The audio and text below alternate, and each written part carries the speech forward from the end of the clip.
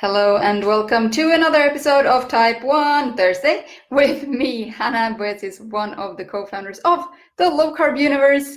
And today's topic is very,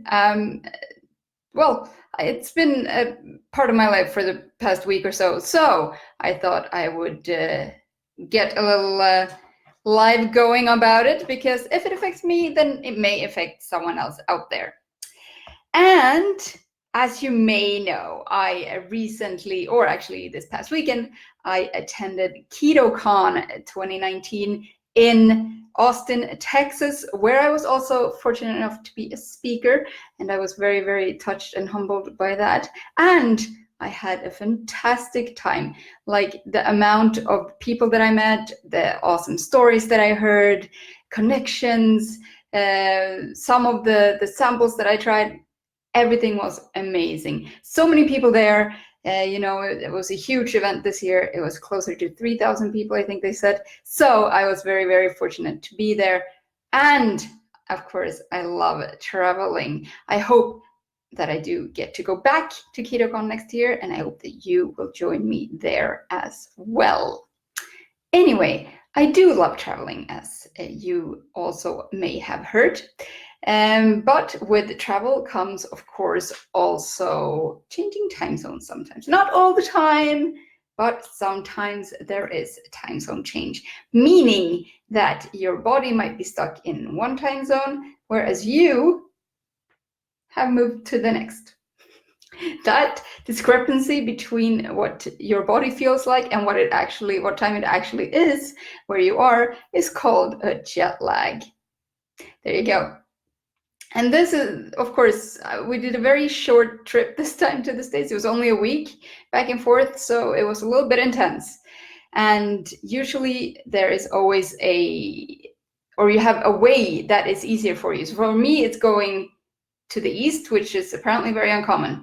I have a lot easier to come home from the States, basically, to Europe, than going to the States. And this will be taken into account for future trips, believe me. Anyway, the point of the story is that jet lag can also affect your blood sugar, of course, because your body feels like it is in a different time zone than you are, and your insulin pump settings are, because of course you have changed your insulin pump settings by the time you touch down on the new ground. And not only because of that, so basically your body feels like, or it might need a different amount of insulin than what you are giving in at that point in time. That can also happen with basal insulin, long-acting insulin. So that's not novel to pumps at all. But it is, of course, also a huge stress for the body to change time zones like that and get all confused about times and when to sleep and when to stay awake and when you're hungry and when you need to drink and when you have insulin, for example. And with this, we, of course, also know that stress is a blood sugar killer, and this is something we have discussed many, many times here on a Type 1 Thursday. So that is really, really no news anymore. But because this is such a stress for the body, and this can cause havoc on your blood sugars, it wasn't too bad for me personally this time. I suffered more from a terrible pump site, actually, than the jet lag itself, but it didn't help, of course, that I was traveling very quickly back and forth for, how many? It was 7 hours back and 7 hours or time zones difference within a week. So I also wanted to discuss with you a little bit, and please do share your best ideas in the comment below. I would love to chat with you there about what are your best jet lag tips. I was going to share a couple of mine, although they're not 100% clearly, but they may alleviate a little bit so that you don't have to have such a bad time as you may think it might be. So first of all, I wanted to clarify that actually a lot of jet lag is a mindset.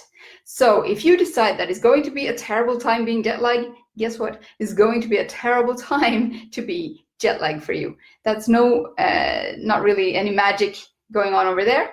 But if you decide maybe that, hey, yes, okay, admit to yourself, yes, it's not going to be great, but at the same time, it's going to be worth it for what I'm doing there, already halfway there. If you then also add to it, you know what, I'm really excited to go and I can't wait to see what awaits me where I'm going. Even better. There are apps, and you can do it also without an app, but that helps you change the time zone already before you leave, so that you're a little bit more acclimatized to the new time zone even before you leave home. So that can involve blocking sunlight when it's supposed to be night in the new time zone, or it can be being in front of really bright lights when it's going to be sunshine and it isn't at home, or it can be regulating caffeine intake, all these kinds of things. And there's a lot you can do yourself, but of course there's also apps. And I just did a quick search on iTunes right now, or App Store, and there are plenty of jet lag apps that you can use. So go explore and find what works for you. Also, hydration is super, super important for trying to prevent as much as possible of jet lag. And this is first and foremost very important while you're up in the air, because being that high up anyways dehydrates your body. So don't make it worse for yourself, and that can cause even more problems. And also here comes a little bit of electrolytes. Might not be the worst thing to keep your body fully hydrated, healthy, and happy throughout your journey. Sunlight. Make sure that you expose yourself to sunlight when you're supposed to, and not even when you have arrived. Go out. Hopefully it is during daylight time, so that you and your brain and your eyes and all of this stuff that works together gets used to it when it's supposed to be dark and when it's supposed to be light. A lot of sunlight, it's healing, as we all know. Lots of vitamin D, that's great.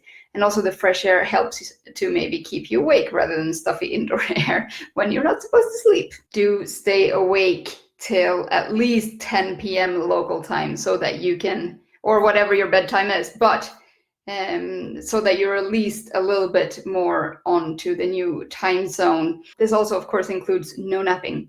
Don't nap, just stay awake as much as you can until as late as you can, or till your bedtime, whatever hits first, and then hope for a really, really good night's sleep. And if you can't sleep through the night, which may have been my problem going to the States, then definitely do a lot of meditation, a lot of sort of snoozing until you feel ready to fall asleep again. Here you can also insert supplements such as melatonin, and that can really help. That at least helps you to go to sleep.